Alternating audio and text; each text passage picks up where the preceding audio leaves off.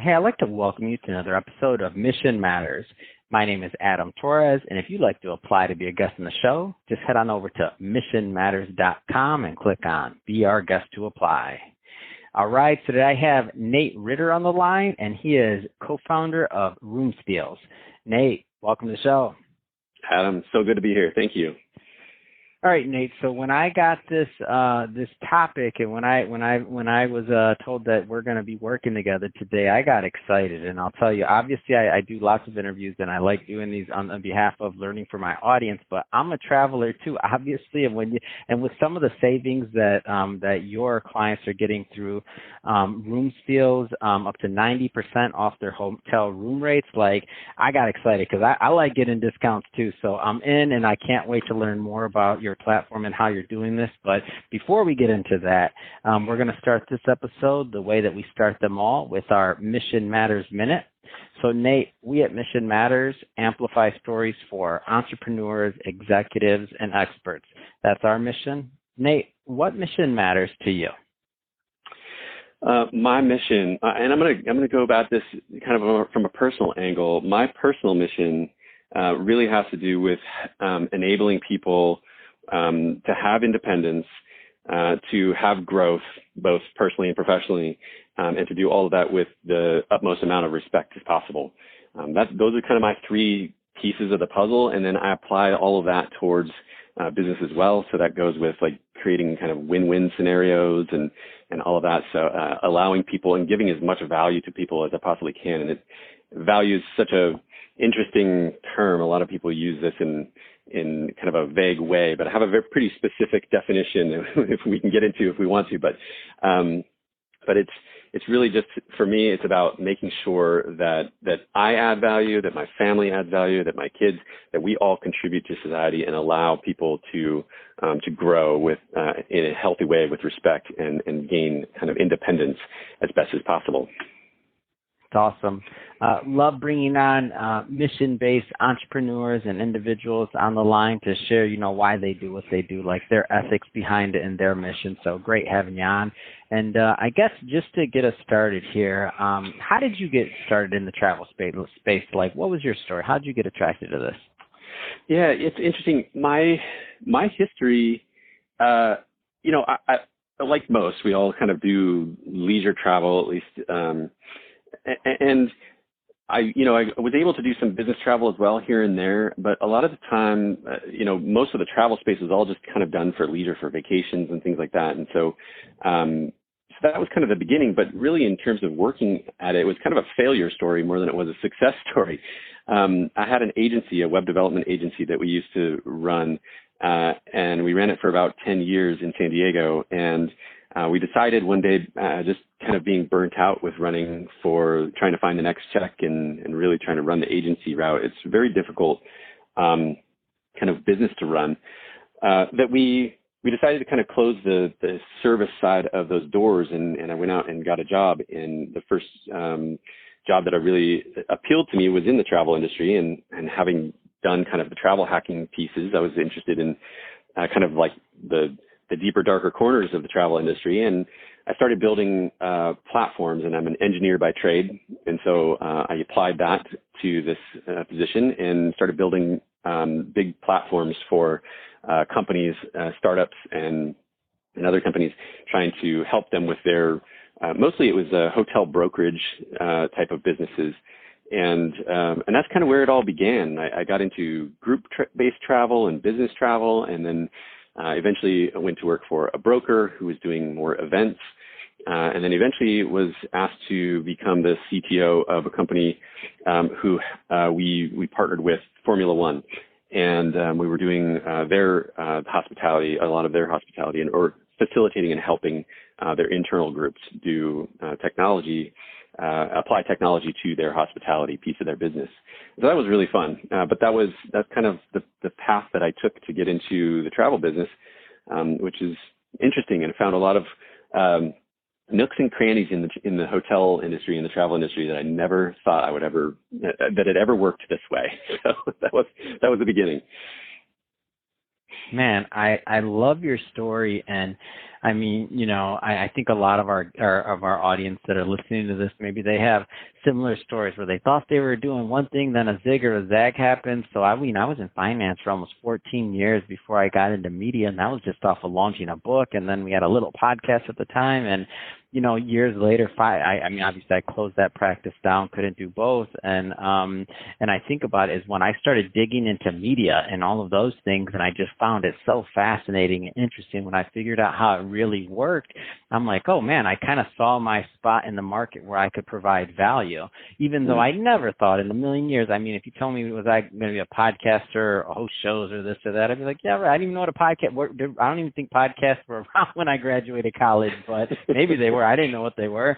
But I see your story, and I know a lot of other people that are listening to this are in similar kind of situations. If you could talk to maybe, let's say, that next group of, I don't even know if this is a word, it probably is, of travelpreneurs. If you could talk to the next group of travelpreneurs coming up, and, obviously with the benefit of hindsight and, running your business, like what kind of things would you tell them on their way up to, the ladder of success?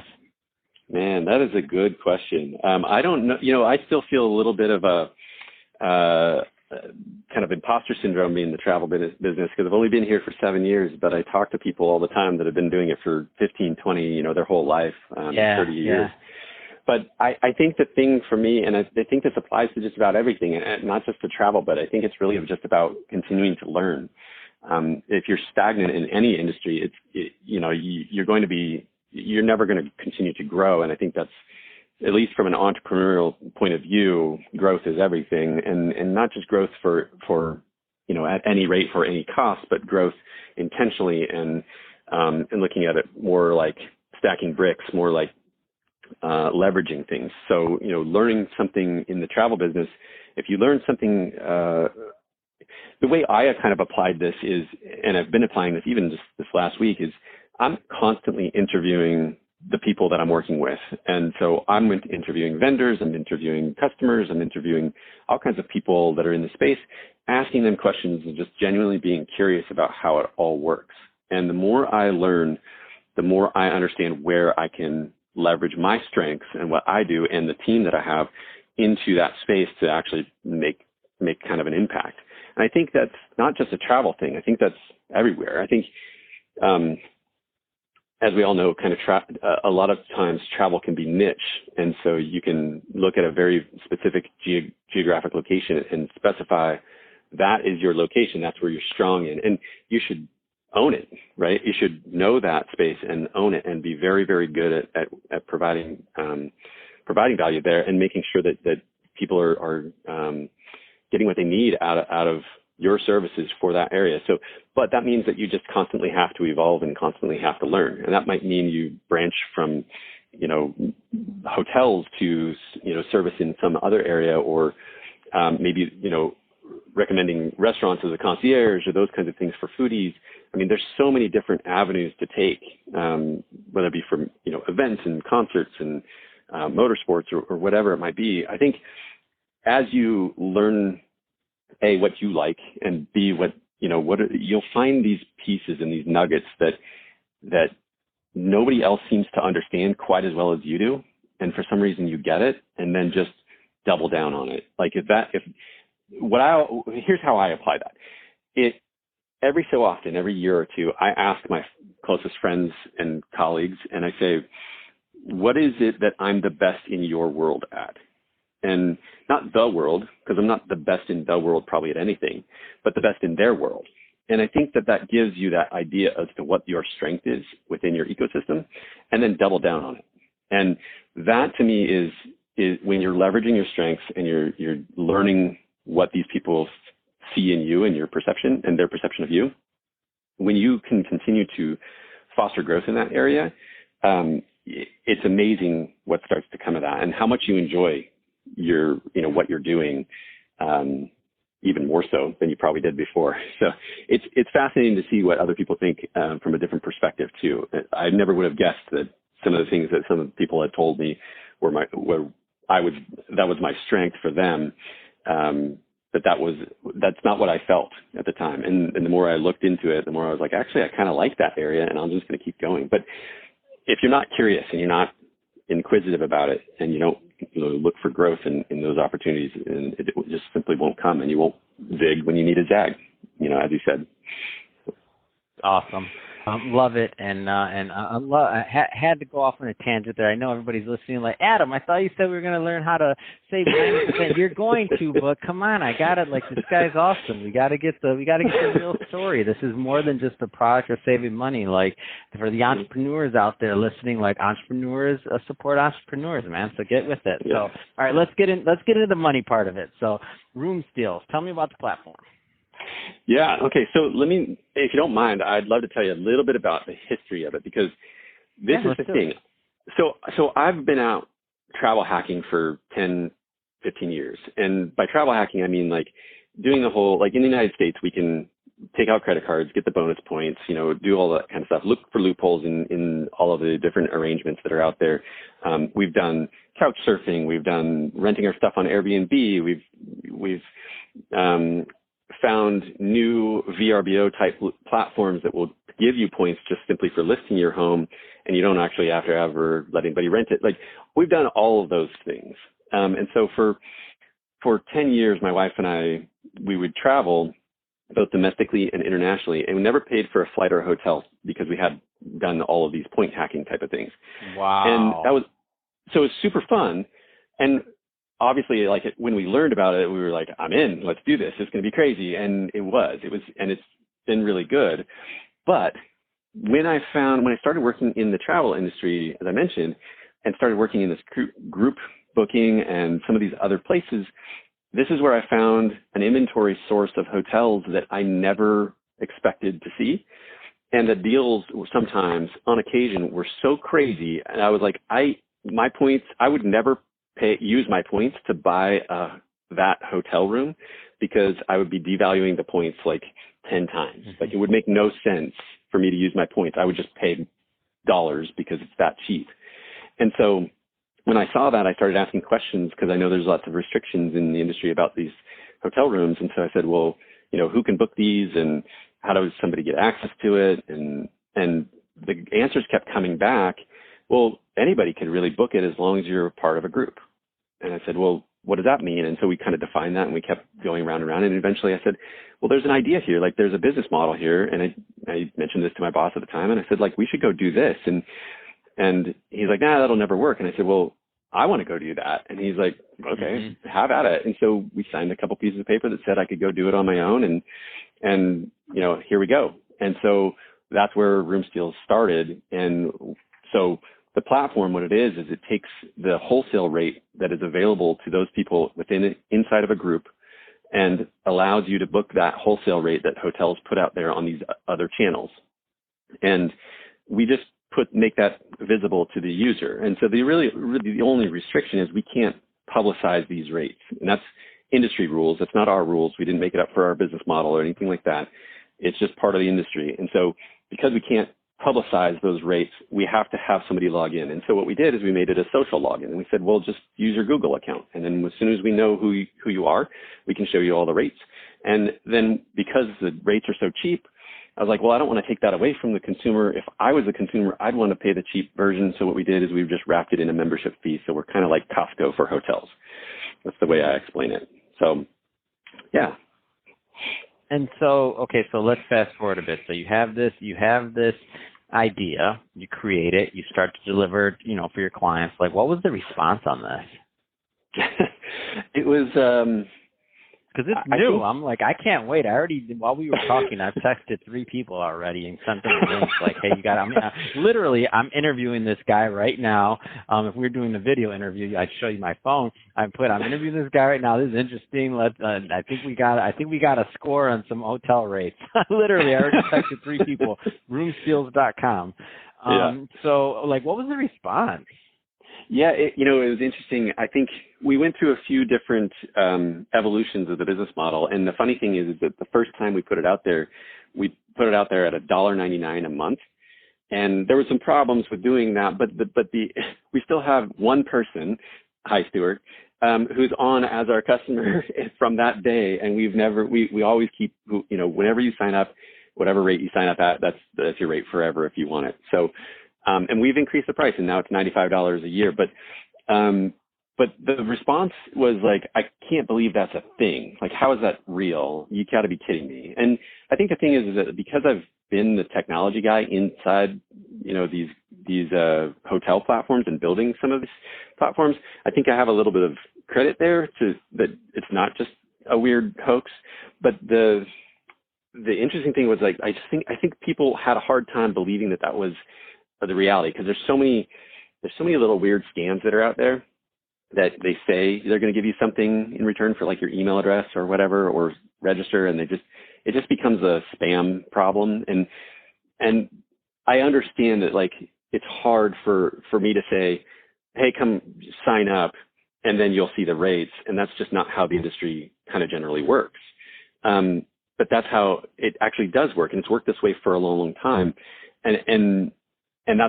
But because the public rates are the public rates, and the hotels and the online travel agencies have agreed that they're not going to undercut each other on those rates, that's why what you see is pretty much almost always the same rate, unless you are part of a group or signed into something. And then you'll get, like, the Priceline Gold membership or the Loyalty Club membership or whatever. So those are where you're going to get those discounts, but you can't get those discounts on the public market. And so the response in general at first was a lot of skepticism. And that's why we built the social login piece, because we're like, okay, look, we don't really care. You log in however you want. Log in through Google and then cut us off later if you want to, however you want to join, but we got to know who you are. And then we'll show you the prices for free. And then when we built that social login, that's when it really turned around, and everybody was like, oh, that makes a lot of sense. And for some funny reason, nobody cared that they would give us their social login instead of registering a new username and password, but it doesn't matter. They worked. so now people, work. Yeah. So now people will join. I love it. I love just pushing the button and that's done. Yeah. Yeah. And then we got on the Lifehacker. The other part's kind of hard sometimes. Yeah. Right. And so when we started right before COVID, which is unfortunate, but we got on Lifehacker and we had 50,000 people hit our site in a day. And so the response was pretty huge. We knew we had something at that point. And so it was really just about making sure that we were able to deliver on that value that we promised. So. Wow, that's amazing. Just to see, like, how this could happen, and just to see this niche and just to see this delivery, like, I'm sitting here like, oh man, now I want to travel. So now you launched this during COVID. You got a ton of signups already. Like, where does this go next? Like, tell us about the plans for the platform and just expansion. Where does it go next? Yeah, it's it's a constant evolution. Like I said, we do a lot of interviews with customers. And we really want to understand what are the pain points they're experiencing, both within our platform and just kind of in the market in general. So I think the next thing we're looking at doing is we have a bit of friction because our subscription is separate from the actual purchase of the hotels, and we're going to eventually bundle those together, and so you can purchase it all at one time.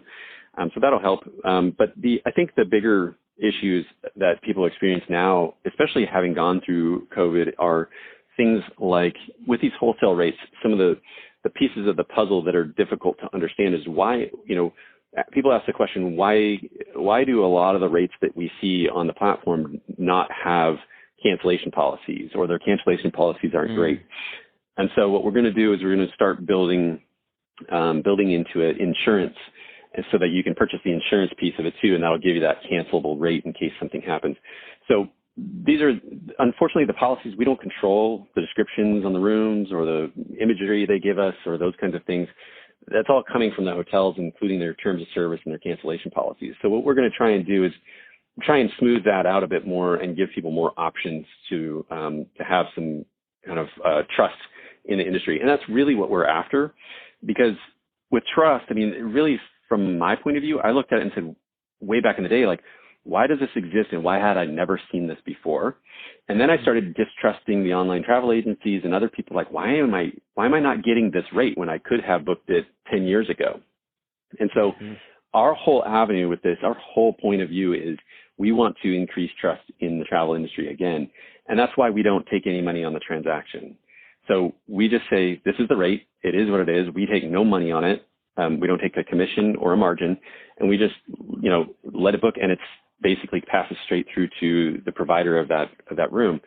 And so from our point of view, we're trying to continue that process. That means like adding the insurance on there, making the friction a lot less to be able to get to those places, customer service, all of these kinds of things we're trying to make a lot more trustworthy and a lot easier to use for the user's sake. And I come at it being the traveler. Like a lot of times when we make these decisions, we're asking these questions being travelers and saying, well, what would I want?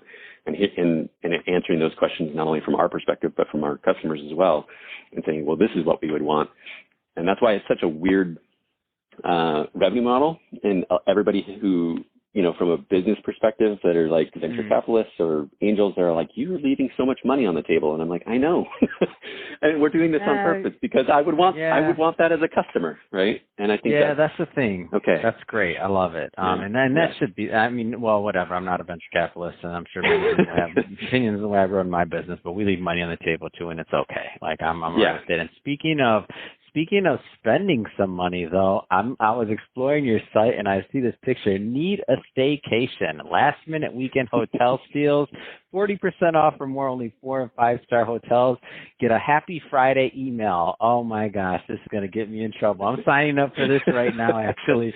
Roomsteals.com/staycations. I'm signing up for this one, and now I can already tell I'm going to be itching for that email every Friday, and I'm probably going to spend more money. I'm not going to save money on this because I'm going to spend more money because now I'm going to know what the deal is, and that's how you guys get me. That's how you guys get me on this. It's true. Like the aggregate is going to be I spend more money, but I did save money on the front end, but that I'm going to take, I feel like, a few extra trips based off of this Friday email now. Thanks, Nate. My pleasure. My pleasure. I mean, really what we're trying to do is get people to travel more. And I have a personal, thing about travel. I think it opens people's eyes, and I think it's worthwhile doing. And so if you get to go travel more, I think it provides empathy for you and the people around you. It is good for the world, and it is good for you personally and your family and the people you're around. So if you do that and you take half that money and you go spend it on some experience that's amazing, provides value for the local economy, and you get value out of it, and you can expand that empathy beyond, hey, we've done our job and it's worth every dollar, right? So awesome. So Nate, I could talk to you about this all day, but we're about out of time on this episode. If somebody wants to connect and learn more about Room Steals and to connect with you and your team, what's the best way for them to do that? My emails are open, so Nate@roomsteals.com, or you can connect with me on Twitter, which is where I'm pretty active. Nate Ritter is my handle there, and NateRitter. Or you can just join roomsteals.com. You can email me. I read every email, every customer service email that comes in. I read everything and try and respond as best as possible. So I'm an open book. Fantastic. And we'll put all those notes all those links and all that good stuff in the show notes so that people can just click on the link and head right on over. And speaking of the audience, if this is your first time with Mission Matters or engaging on our platform, we're all about bringing on entrepreneurs, executives, and experts and having them share why they do what they do, their mission, and what gets them motivated to get up every morning and to make a difference in the world and in the marketplace. If that's the type of content that sounds interesting or fun or engaging to you, we definitely welcome you to hit that subscribe button because we have many more mission-based individuals coming up on the line, and we don't want you to miss a thing. And Nate, really, it has been a pleasure. Thanks again for coming on the show. It's been really fun. Thanks so much, Adam.